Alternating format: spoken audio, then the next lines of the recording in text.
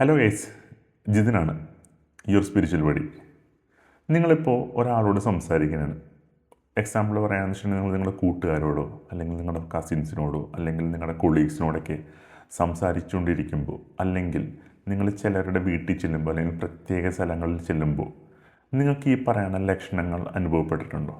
അതായത് കണ്ണെരിയുക, ചിലർക്ക് വെട്ടിപ്പുള്ളിയാണ് തലവേദന എടുക്കും, അത് ചെന്നിക്കുത്തൊക്കെ വരുമ്പോൾ പോലത്തെ തലവേദന എടുക്കും. ചിലരുടെ നമ്മുടെ തലയുടെ ബാക്കിൽ ഭയങ്കരമായിട്ട് ഹെവിനെസ് തോന്നും. ചിലവർക്ക് നെഞ്ചിനകത്ത് ആരോ ഒന്നിരിക്കുന്ന അല്ലെങ്കിൽ ആരോ പ്രഷർ കൊടുക്കുന്നൊരു ഫീലിംഗ്, ആരോ തള്ളുന്നൊരു ഫീലിംഗ് തോന്നും. ചിലർക്ക് അടിവയറ് ആരോ മേളിലോട്ട് പൊക്കുന്നൊരു ഫീലിങ്സ് തോന്നും. എങ്കിൽ നിങ്ങൾ നെഗറ്റീവായിട്ടുള്ളൊരു ആളോടോ അല്ലെങ്കിൽ നെഗറ്റീവായിട്ടുള്ള സ്ഥലത്താണ്, അല്ലെങ്കിൽ അതിൻ്റെ ഒരു പ്രഭവ കേന്ദ്രത്തിലാണ് നിങ്ങൾ നിൽക്കുന്നത്. ഈ പറയുന്ന ഉപാസനാ സാധനം ചെയ്യുന്നവർക്കൊക്കെ പെട്ടെന്ന് മനസ്സിലാക്കാൻ പറ്റും. പക്ഷേ ഒരു സാധാരണക്കാരനെ ഇങ്ങനെ മനസ്സിലാക്കാൻ പറ്റുള്ളൂ. അതായത് അവൻ നിൽക്കുന്ന സ്ഥലം നെഗറ്റീവാണ് എന്ന് ഇങ്ങനെ മനസ്സിലാക്കാൻ പറ്റുള്ളൂ. എന്തുകൊണ്ടാണ് ഉപാസന ചെയ്യുന്നവർക്കൊക്കെ ഇത് പെട്ടെന്ന് മനസ്സിലാക്കാൻ പറ്റും എന്ന് പറയുന്നത് ഞാൻ പറഞ്ഞുതരാം. അതായത് 7 ചക്രാസ് ഞാൻ പറഞ്ഞിട്ടുണ്ട് എൻ്റെ മുന്നത്തെ വീഡിയോസിൽ. ചക്രാസിൻ്റെ ഇമ്പോർട്ടൻസിനെ പറ്റി ഞാൻ എൻ്റെ മുന്നത്തെ വീഡിയോസിലൊക്കെ പറഞ്ഞിട്ടുണ്ട്. ആ വീഡിയോസൊക്കെ ജസ്റ്റ് ഒന്ന് കണ്ടാൽ മതി, നിങ്ങൾക്ക് മനസ്സിലാകും. ഈ ചക്രാസൊക്കെ ഓപ്പൺ ആയി കഴിഞ്ഞിട്ടുണ്ടെങ്കിൽ ഇതിനൊക്കെ സെൻസ് ചെയ്യാൻ പറ്റും. നമ്മൾ ഈ പറയുന്ന മന്ത്രജപവും ഈ പറയുന്ന കാര്യങ്ങളൊക്കെ ഇങ്ങനത്തെ കുറേ കാര്യങ്ങൾക്കും നമുക്ക് ബെനിഫിറ്റ്സ് കിട്ടുന്നുണ്ട്. പക്ഷേ ഒരു സാധാരണക്കാരന് ഇതൊന്നും പെട്ടെന്ന് മനസ്സിലാവാൻ പറ്റാത്തതെന്ന് വെച്ചിട്ടുണ്ടെങ്കിൽ ഇവരുടെ ചക്രാസൊക്കെ ക്ലോസ്ഡ് ആയിരിക്കുള്ളൂ, പാർഷ്യലി. ഓപ്പൺ ആയിട്ടുള്ള ചക്രാസിൻ്റെ അനുസരിച്ചായിരിക്കുള്ളൂ ഇവർക്ക് ഈ പല പല ലക്ഷണങ്ങൾ മനസ്സിലാവാൻ പറ്റുന്നത്. ഓക്കെ, അതായത് ചിലർക്ക് ചക്രാസ്, ഞാൻ പറഞ്ഞില്ല, ചക്രാസ് കംപ്ലീറ്റ്ലി ക്ലോസ്ഡ് ആയിരിക്കില്ല എല്ലാവർക്കും. കുറച്ച് ഓപ്പൺ ആയിരിക്കുള്ളൂ, പാർഷ്യലി ഓപ്പൺ ആയിരിക്കുള്ളൂ.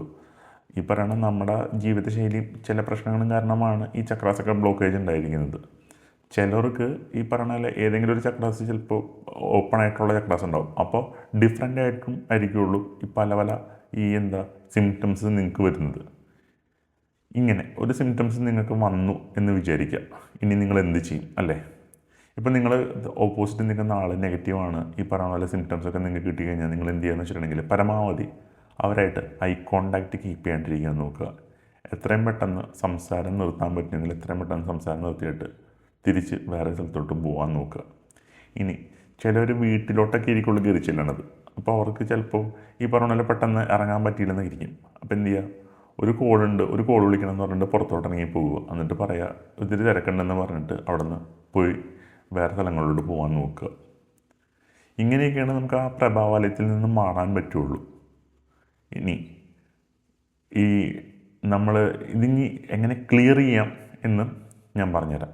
ഇപ്പോൾ നിങ്ങൾക്ക് അങ്ങനത്തെ ഒരു സിറ്റുവേഷനൊക്കെ വന്നു കഴിഞ്ഞിട്ടുണ്ടെങ്കിൽ, അല്ലെങ്കിൽ ഈ പറയുന്ന പോലെ നിങ്ങളുടെ ഫ്രണ്ട്സൊക്കെ നെഗറ്റീവാണ് അല്ലെങ്കിൽ നിങ്ങളുടെ കൊളീഗ്സൊക്കെ നെഗറ്റീവാണെന്ന് തോന്നിക്കഴിഞ്ഞാൽ നിങ്ങൾ എന്ത് ചെയ്യുകയെന്ന് വെച്ചിട്ടുണ്ടെങ്കിൽ നിങ്ങൾ തിരിച്ച് വീട്ടിലോട്ട് വരുമ്പോൾ റോക്ക് സോൾട്ട്, കല്ലുപ്പിട്ട് കുളിക്കുക.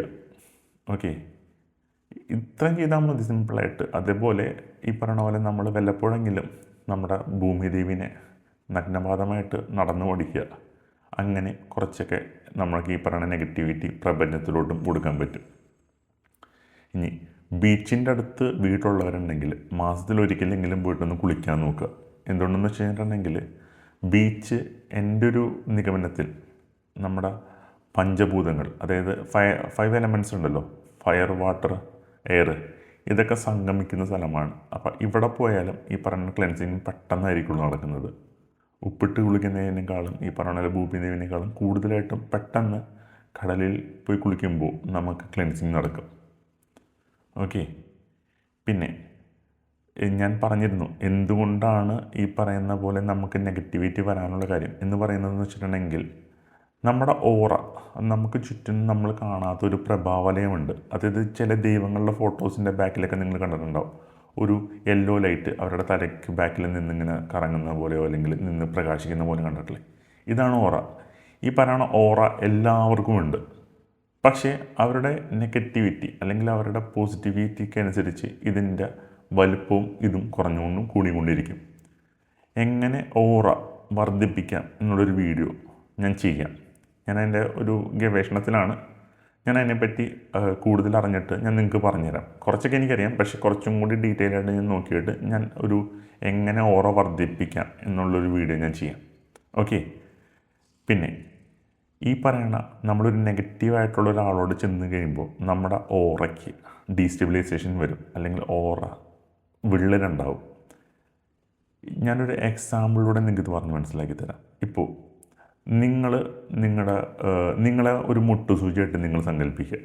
നിങ്ങളുടെ ഓപ്പോസിറ്റ് ഇരിക്കുന്ന നെഗറ്റീവ് പേഴ്സൺ ഒരു കാന്തമായിട്ട് നിങ്ങൾ സങ്കല്പിക്കുക. ഈ പറയണ മുട്ടുസൂചി കാന്തത്തിൻ്റെ അടുത്തോട്ട് ചെന്ന് അല്ലെങ്കിൽ മുട്ടിച്ച് നിൽക്കുമ്പോൾ എന്ത് പറ്റുമെന്ന് വെച്ചിട്ടുണ്ടെങ്കിൽ, കുറച്ച് നേരം മുട്ടിച്ച് വെച്ചു എന്നിരിക്കട്ടെ, നമ്മൾ പിന്നെ ആ മുട്ടുസൂചി എടുത്ത് മാറ്റി കഴിഞ്ഞിട്ടുണ്ടെങ്കിൽ കുറച്ച് നേരത്തേക്ക് ഈ പറയണ മുട്ടുസൂചിക്ക് ആ കാന്തിക ശക്തി ഉണ്ടാവും. അതേപോലെ തന്നെ ആയിരിക്കുള്ളൂ ഈ പറയണ നെഗറ്റിവിറ്റിയും നമ്മുടെ കേസിൽ. ഈ പറയണ ഇപ്പോൾ ഓൾറെഡി നമ്മുടെ ഓറ ഡീസ്റ്റെബിലൈസ് ആയി. ഈ ഡീസ്റ്റെബിലൈസേഷൻ സ്ഥിരമായിട്ട് നടക്കണമെങ്കിൽ നമ്മളും പയ്യെ നെഗറ്റീവാകും. പക്ഷേ നമ്മൾ ഈ പറയുന്ന രീതിയിൽ പ്രൊട്ടക്ഷൻ, അതായത് നമ്മൾ ഈ പറയുന്ന പോലെ ഇതിനെ ക്ലിയർ ചെയ്യണമെങ്കിൽ നമുക്ക് തിരിച്ചത് ഉണ്ടാക്കാൻ പറ്റും. ഈ പറയണ നമ്മൾ നാമജപങ്ങളും കാര്യങ്ങളൊക്കെ ചെയ്ത് കഴിഞ്ഞാലും നമുക്ക് ഈ പറയണ പോലെ നമുക്ക് നമ്മുടെ ഓറേനെ തിരിച്ചു കൊണ്ടുവരാൻ പറ്റും. നമുക്ക് ഈ പറഞ്ഞ പോലെ പോസിറ്റീവ് ആവാൻ നിൽക്കും.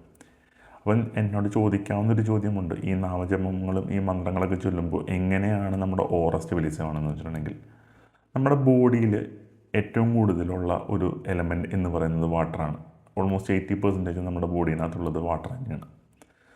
ഈ പറയുന്ന വാട്ടർ നമ്മൾ സ്പെസിഫിക് ആയിട്ടുള്ള ഫ്രീക്വൻസിയിൽ മന്ത്രാസും ജപാസും ചെയ്യുമ്പോൾ ഇത് റെസൊണേറ്റ് ചെയ്യാൻ തുടങ്ങും അതിൻ്റെ ഫ്രീക്വൻസി ആയിട്ട്. അങ്ങനെ ഇത് നമ്മുടെ ബോഡിനകത്തുള്ള നെഗറ്റിവിറ്റീസൊക്കെ റിപ്പല്ലായി പോകും, അല്ലെങ്കിൽ പുറത്തോട്ട് പോകും എന്നേ ഞാൻ പറയുള്ളൂ. ഇത് ശാസ്ത്രീയമായിട്ട് എത്രത്തോളം എന്നൊന്നും ചോദിക്കരുത്, ഞാൻ പറഞ്ഞിട്ടുണ്ട്. കാരണം സ്പിരിച്വാലിറ്റി ഈ പറഞ്ഞ പോലെ സയൻറ്റിഫിക്കായിട്ടും എങ്ങനെ പോയാലും നമുക്ക് കണക്ട് ചെയ്യാൻ പറ്റില്ല. പക്ഷേ ഇങ്ങനെയാണ് കാര്യങ്ങളിരിക്കുന്നത്. ഓക്കെ. പിന്നെ നമ്മൾ മന്ത്രാസൊക്കെ ചൊല്ലുമ്പോൾ എങ്ങനെയാണ് മന്ത്രാസും അതേപോലെ ചാൻറ്റിങ്ങൊക്കെ ചെയ്യേണ്ടത് ഞാനൊരു വീഡിയോ ചെയ്യാം. അടുത്ത വീഡിയോ അതാക്കി ഞാൻ ചെയ്തുതരാം. കാരണം നിങ്ങൾ ഒരു പേരിന് വേണ്ടി ചെയ്യേണ്ട പരിപാടിയല്ല മന്ത്രജപങ്ങളോ അല്ലെങ്കിൽ നമ്മളെ മന്ത്രോച്ചാരണങ്ങളൊക്കെ.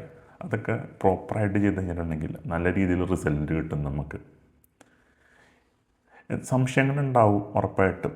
എന്തെങ്കിലും സംശയങ്ങളുണ്ടെങ്കിൽ നിങ്ങൾ ജസ്റ്റ് വന്ന് കമൻറ്റ് ബോക്സിൽ ഇട്ടാൽ മതി, അല്ലെങ്കിൽ എനിക്ക് ഡയറക്റ്റ് മെസ്സേജ് അയച്ചാൽ മതി, ഞാൻ പറഞ്ഞുതരാം. അപ്പോൾ അടുത്ത വീഡിയോ കാണാം ഗൈസ്. ബൈ.